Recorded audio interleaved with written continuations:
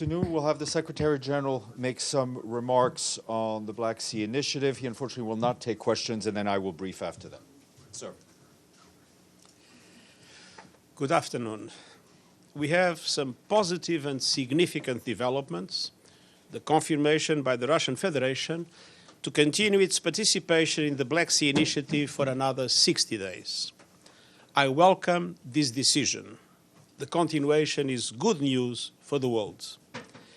Outstanding issues remain, but representatives of Russia, Ukraine, Turkey, and the United Nations will keep discussing them. I hope we will reach a comprehensive agreement to improve, expand, and extend the initiative, as I proposed in a recent letter to the presidents of the three countries. And I want to convey my appreciation to all those taking part in the negotiations in a spirit of constructive engagement. I once again express my gratitude to President Erdogan and the government of Turkey for their efforts working in permanent coordination with the United Nations. The importance of the Black Sea Initiative and the parallel memorandum of understanding between the UN and the Russian Federation is clear. These agreements matter for global food security. Ukrainian and Russian products feed the world. Under the Black Sea Initiative, more than 10 million tons of food have been exported. Vital food supplies are reaching some of the world's most vulnerable people and places, including 30,000 tons of wheat that just left Ukraine aboard a WFP chartered ship to feed hungry people in Sudan. They matter because we are still in the throes of a record-breaking cost of living crisis. Over the last year, markets have stabilized, volatility has been reduced, and we have seen global food prices fall by 20%. And they matter because they demonstrate that even in the darkest hours, there is always a beacon of hope and an opportunity to find solutions that benefit everyone. Looking ahead, we hope that exports of food and fertilizers, including ammonia, from the Russian Federation and Ukraine, will be able to reach global supply chains safely and predictably, as foreseen in both the Black Sea Initiative and the Memorandum of Understanding on Russian food and fertilizer exports, the implementation of which the United Nations is fully committed to support. Thank you. Thank you very much. Thank you.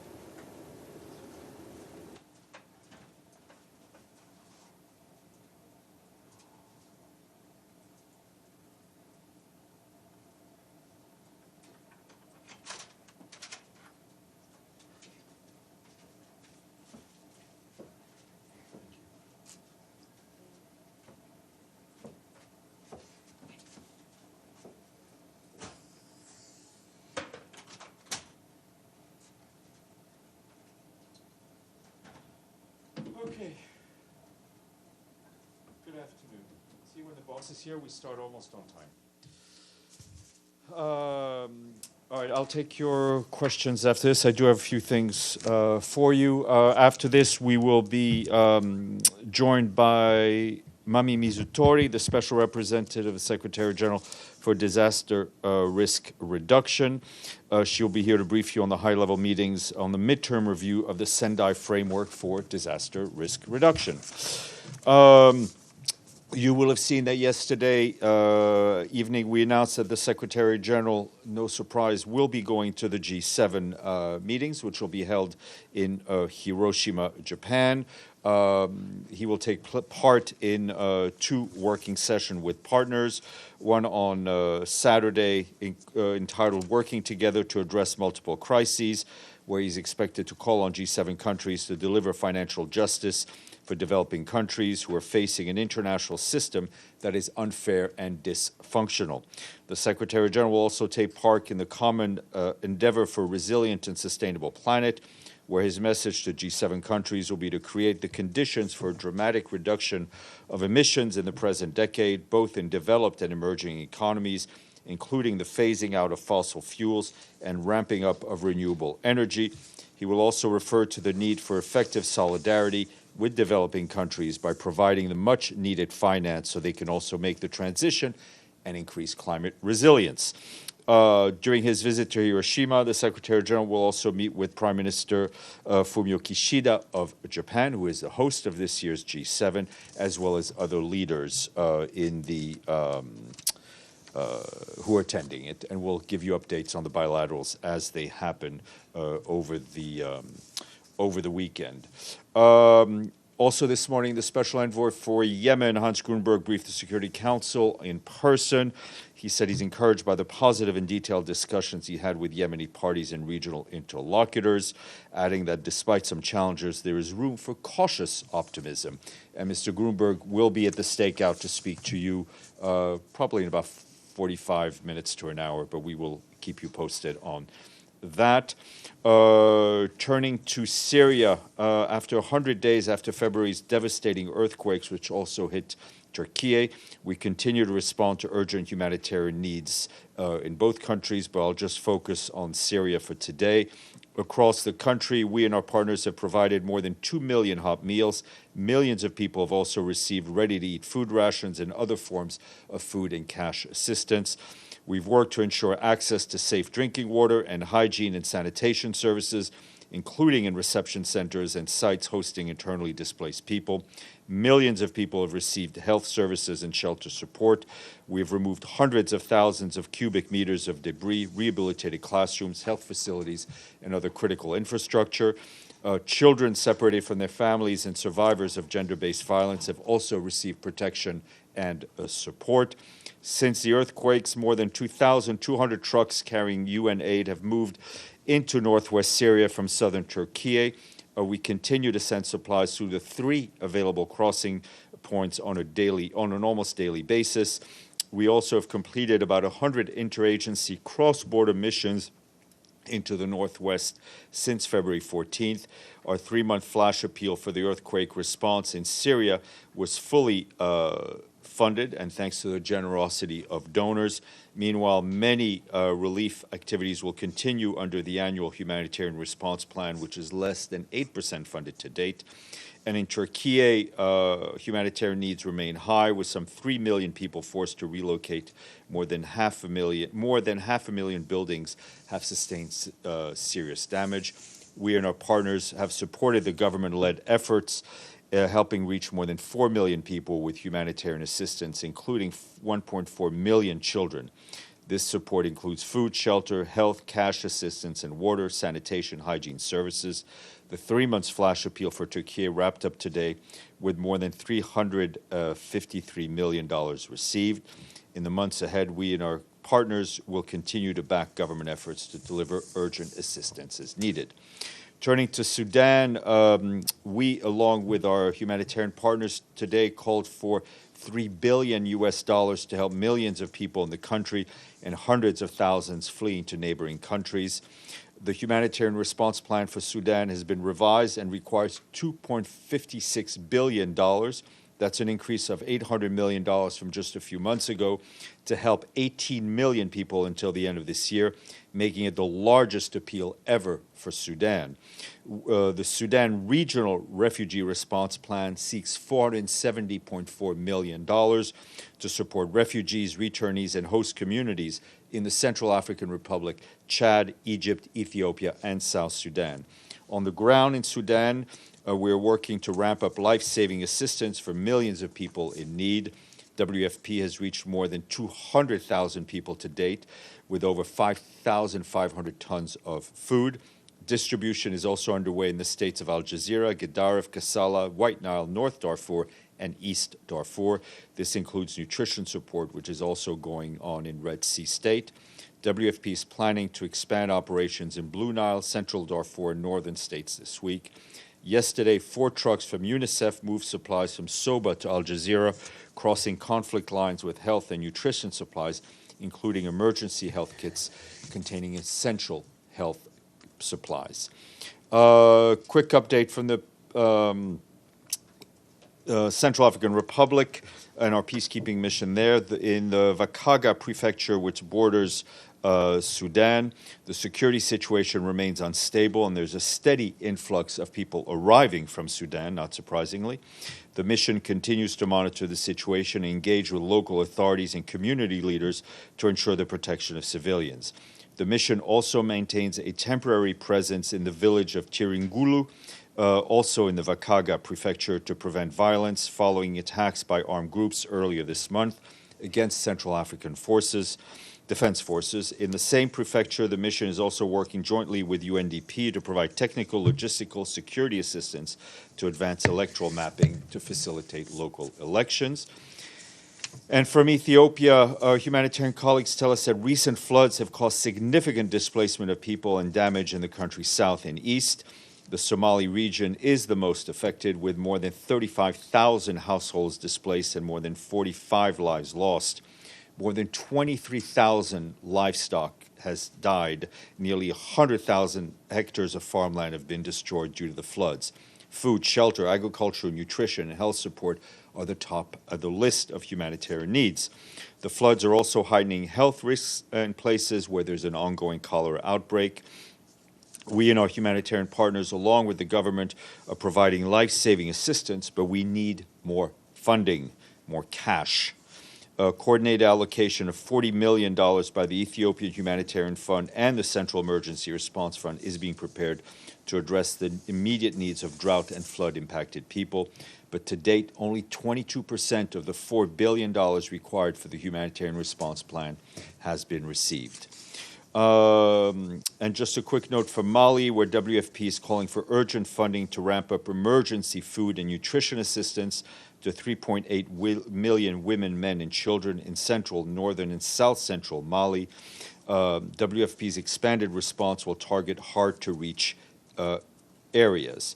This year, WFP plans to provide emergency food and nutrition assistance to 3.8 million people in Mali. The agency needs $110 million over the next 6 months for its operations.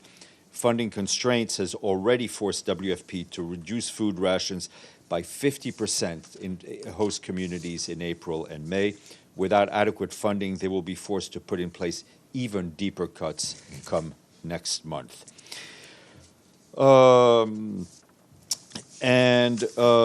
Just to flag that yesterday, the Undersecretary General for Peace Operations, Jean-Pierre Lacroix, wrapped up his visit to UNMIC.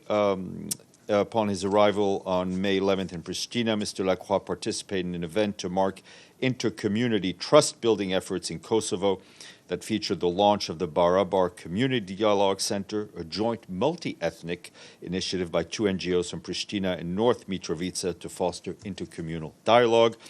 He also met with a number of civil society organizations and religious leaders across Kosovo, where UNMIC works alongside local partners as part of broader efforts to build social cohesion and inter-community trust lines with its mandate. During his visit, Mr. Lacroix also met with President Osmani Sadru and Prime Minister Albin Kurti, among other leaders, to discuss the recent developments regarding the EU-facilitated dialogue, as well as UN support to peace building, build peace and trust among Kosovo's communities. And he met with UNMIC staff and the UN Kosovo team and international partners. He then went on to Belgrade, where he held discussions with Prime Minister Ana Brnabić, First Deputy Prime Minister, and Foreign Minister Ivica Dačić, to discuss the normalization process, regional stability, and UNMIC's work on trust building. In his meeting with the Deputy Prime Minister and Minister of Defense, Mr. Vučević, Mr. Lacroix thanks Serbia for its contribution to UN peacekeeping globally.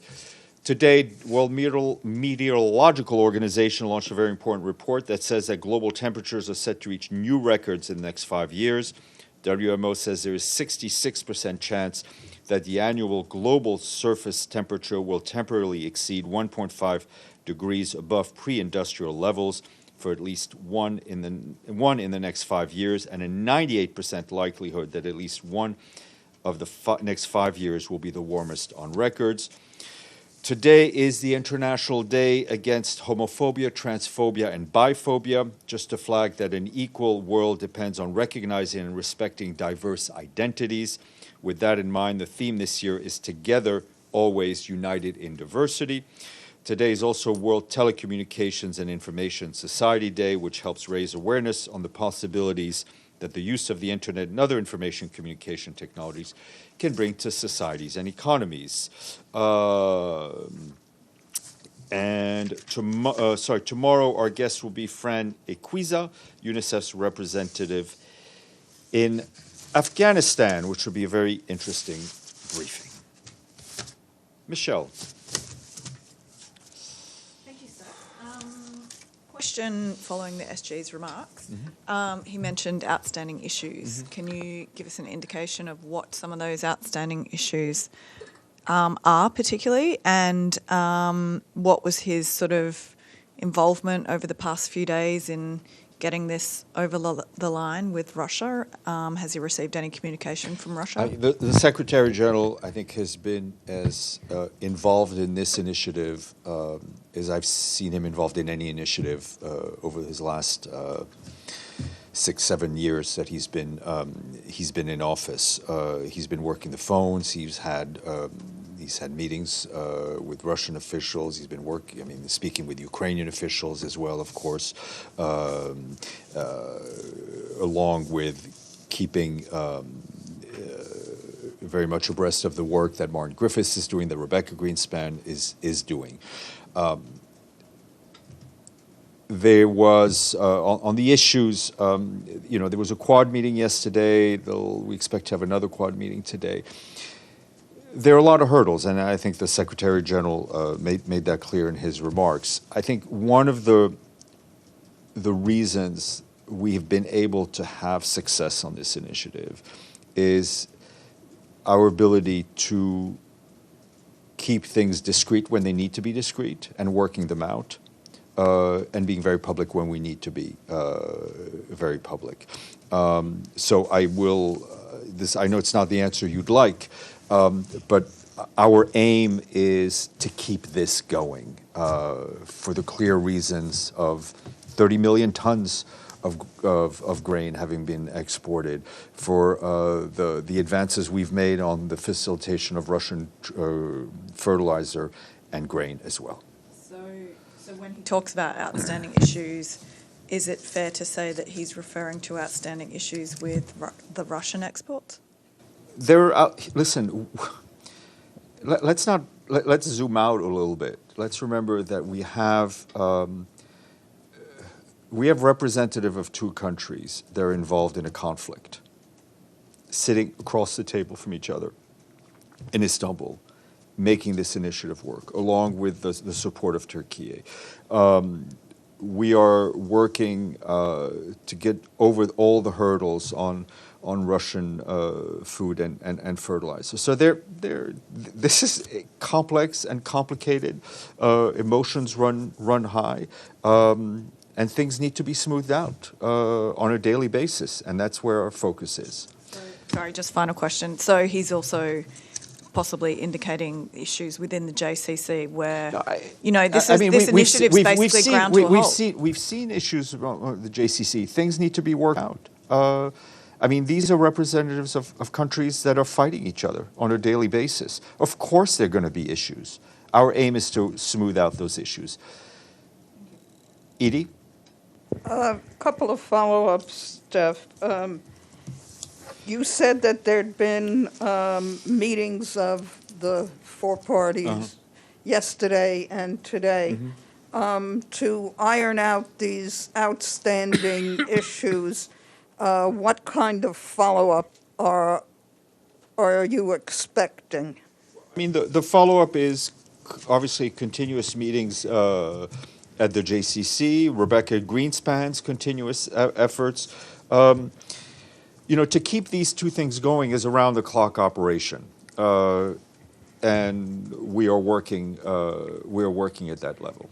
And is there any timetable? Of course, there's a 2-month limit, but is there any timetable to try and reach what the Secretary General called a comprehensive agreement to improve, expand, and extend the initiative? Let's enjoy the day today. Valeria, then Deshi and Maggie. Thanks, Steph. Another follow-up on this. So, are you getting closer to overcome these issues, or you are on the same, let's say, path that you were before this renewal? Is the Secretary General hopeful that these 2 months would be enough for? At the risk of overusing the SG's favorite quote from Jean Monnet, he remains determined. He's not optimistic. He's not pessimistic. He remains determined, and Rebecca Greenspan and Martin Griffiths have adhered to Jean Monnet's vision of how to move forward. There will be issues. There are issues where things will continuously pop up for the reasons that I outlined to Michel, but we're continuing our work with determination. Deji, then Margaret. So I got a follow-up also on this extension, just a wording question, because I noticed that this initiative has been changed from Black Sea Grain Initiative to Black Sea Initiative. What does that imply? No, I mean, we're just the wording in the agreement remains the same. Okay. And your next question. Yeah, I got other questions on the visit of Secretary General to Japan. Mm-hmm. We know that it's a tradition for a Secretary General to visit a G7 summit, and but for this year, it seems this G7 summit is more or less they have a very obvious target, which is China, because we saw those stories from different news outlets about what they call China economic cohesion. Does the Secretary General feel if he went to Japan this time for G7, that makes people feel like he's taking the side? No. I mean, it's not a matter of taking side. The Secretary General is going to the G7 with a very specific message, as speaking on behalf of those countries that have felt left out and are left out of the international financial system, that are not being helped to go over the climate crisis. That's what he's not going there to endorse or not endorse whatever G7. He's not a member of the G7. For all the obvious reasons. He's there. He will deliver a very direct message, and I think if you look at the language of the announcement, it is pretty direct. And I think you know him. He speaks his mind, and he will do so, and that's why he's going. And I think that's why every Secretary General, has attended G7 meetings. It's very important for the group of 7 to hear his voice on behalf of others. We saw the schedule, and he's in the schedule. It says he will stress the economic decoupling is not an option there. Given the situation now about all this, do you think everybody will listen? Don't ask me. Ask those around the others around the table. Of course, I very much hope that people listen to every word that the Secretary General says. He's given a lot of thought to what he's going to say and what he has said. Margaret, then Gregory, then Alan, and then we'll keep going.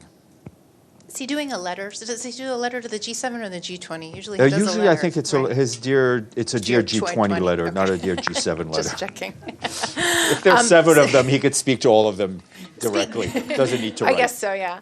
Speaking of letters, any response from President Putin to the SG's letter on the grain deal?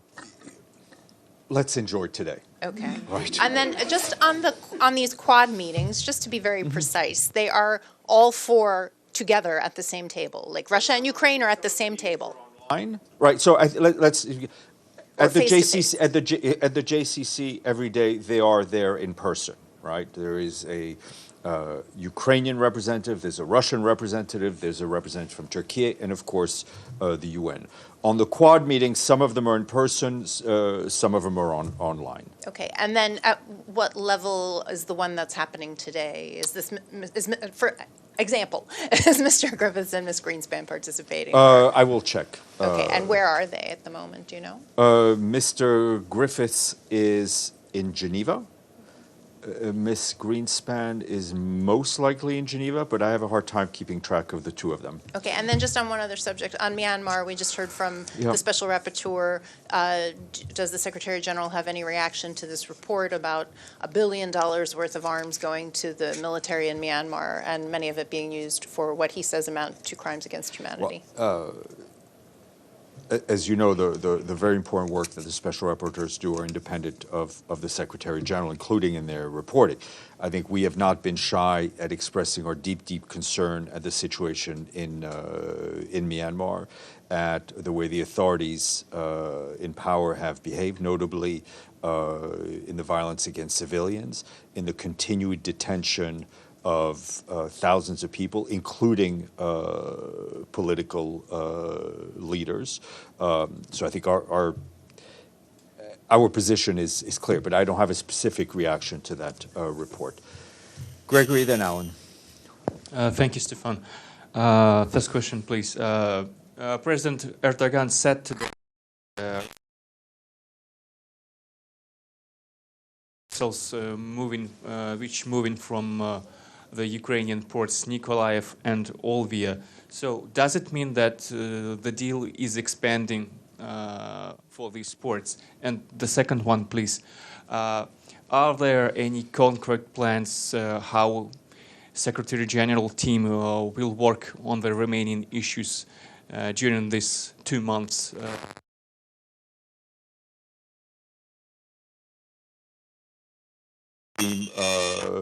Will continue to work on termination. Ms. Greenspan will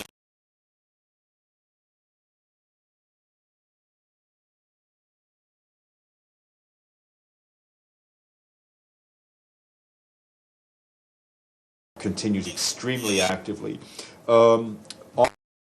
President Erdogan said about that's an issue.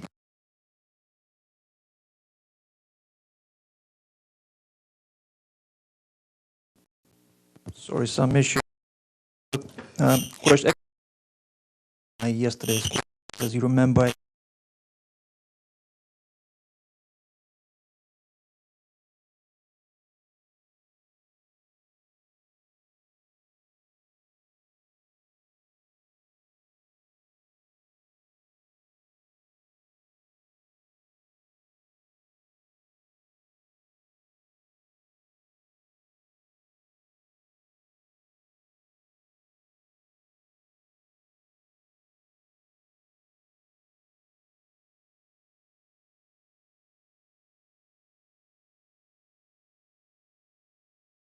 question is, did you manage to verify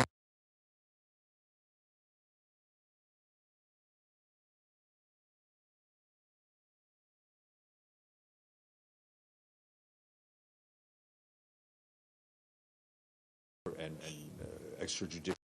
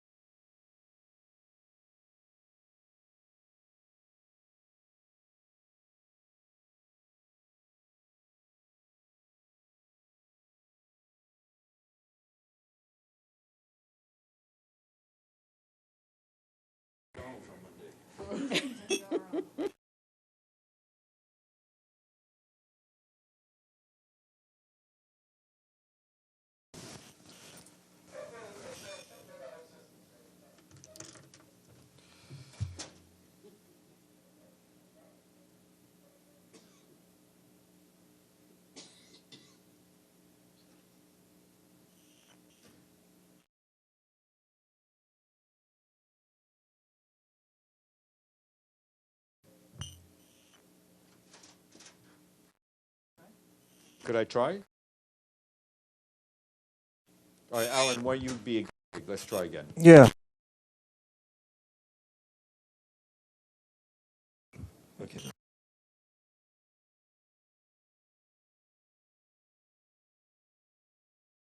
At the Security Council, the relevant letter with the statement by this person, I mean, the head of the Ukrainian intelligence. The question is simple. Why running such a statement? This particular statement.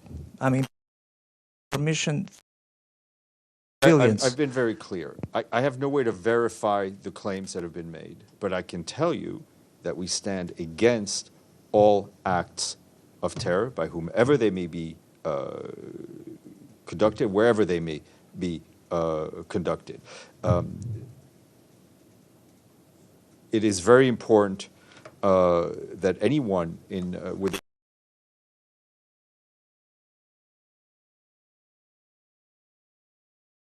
statements and rhetoric is focused on appeasing and not inflaming it. Does that apply to this part?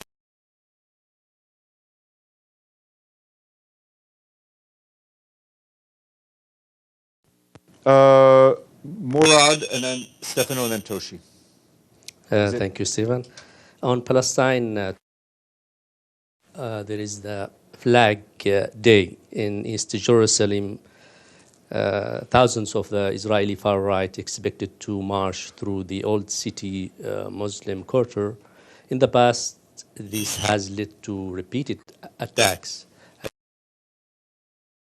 Is there any message?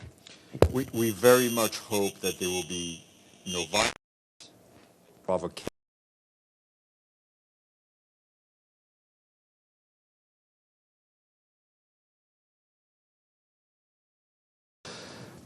Stefano, then Toshi.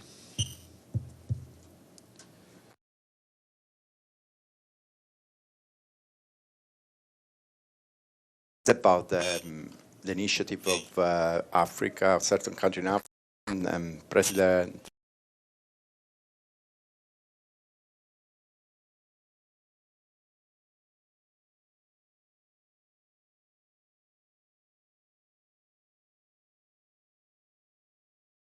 the Secretary General has, and he couldn't see, because he was saying that the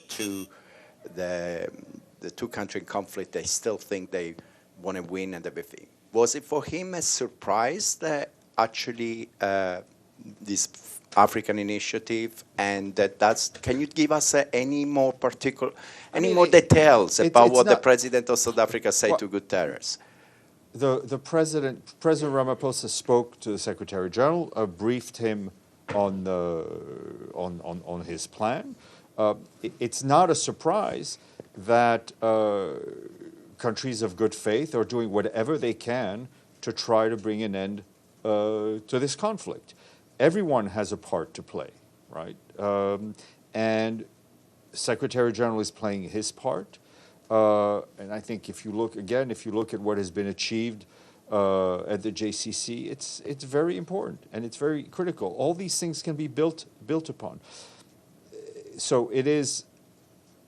We all want to see an end to this conflict, an end to this war, in line with the Charter, in line with General Assembly resolutions, and in line with international law. And we hope that this initiative succeeds. But because the president of South Africa actually called the Secretary General on the same day, actually the day before he announced that, was it this because he needed some advices from him? What did he? I mean, I think it's only. I think we very, very much appreciated that President Ramaphosa took the time to call the Secretary General. It was very courteous, and I think it's not surprising that someone who's launching a peace initiative call the Secretary General of the United Nations at a time like this to inform him of what he or she is doing. Okay, thank you. Then just another thing.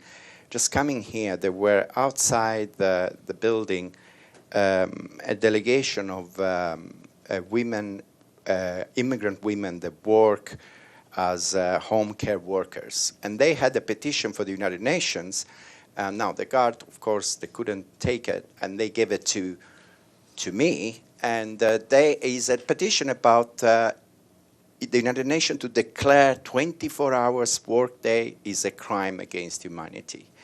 Basically, in New York City, there are apparently thousands of women, they are immigrants, and they work in 24 hours taking care of people in need. They said that they already went to City Hall, they did a lot, but can I give it to you then? What is the question? No. My question is, can I give it to you? I don't, I mean, this is, Stefano, this is a press briefing. I will tell you that the issue is an extremely important one, and we often see marginalized communities, especially immigrant communities, being taken advantage of in every country, all over the world. I think for all those who travel, we've all seen it. It is important that member states uphold the rule of law, uphold international labor standards. Toshi, and then we'll go to the screen, and I'll come back. Thank you, Stefan. Regarding the Secretary General's visit to Japan, I have a quick question on his schedule. He's leaving today, and which means he's arriving. No, he's leaving tomorrow. I think we put out the announcement yesterday, which said he was leaving tomorrow, because the original plan they put out would have been to put out the announcement today, because he's leaving tomorrow. So it's our bad. But thank you for paying attention. Abdelhamid and Pam, please.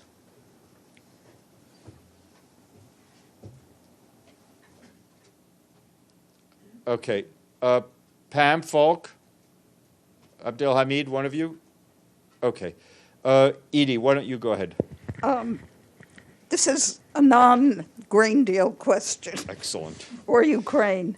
Does the Secretary General have any reaction to the announcement by UN scientists today that the world will likely warm to beyond 1.5 degrees centigrade by 2027? I think the message is to policymakers, to the private sector, listen to the science, listen to the facts, and act now.